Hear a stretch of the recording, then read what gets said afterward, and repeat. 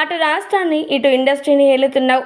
ఈ ఒక్క సాంగ్తో ఇండస్ట్రీలకు వణుకు పుట్టించేశావు పవన్ అంటూ పవన్ కళ్యాణ్ గారి హరిహర వీరమల్లు సాంగ్ గురించి సంచలనమైన వ్యాఖ్యలు చేసిన రాజమౌళి గారు.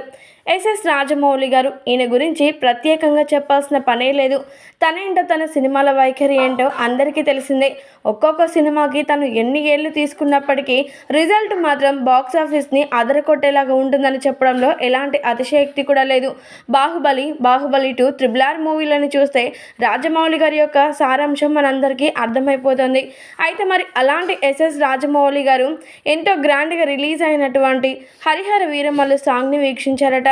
ఇక వీక్షించడం మాత్రమే కాకుండా పవన్ కళ్యాణ్ గారి గురించి మాట్లాడుతూ కొన్ని కీలకమైన వ్యాఖ్యలు చేశారట. ఇక ఆయన మాట్లాడుతూ పవన్ కళ్యాణ్ కేవలం సినిమా రంగంలో, మరొక పక్క రాజకీయ రంగంలో మాత్రమే కాకుండా ఎంతో అద్భుతమైన సేవలు చేస్తూ అందరినీ ఎంటర్టైన్మెంట్ చేస్తూ ఉన్నాడు. అయితే పవన్ కళ్యాణ్ గారు ఇన్నాళ్ళుగా రాజకీయ రంగంలో చాలా బిజీగా ఉన్న నేపథ్యంలో తను కంప్లీట్ చేయాల్సినటువంటి సినిమాల వైపు రాలేదు. కానీ ఇప్పుడు ఒక్కసారిగా ఊచకోత కోసేస్తూ ఉన్నాడు.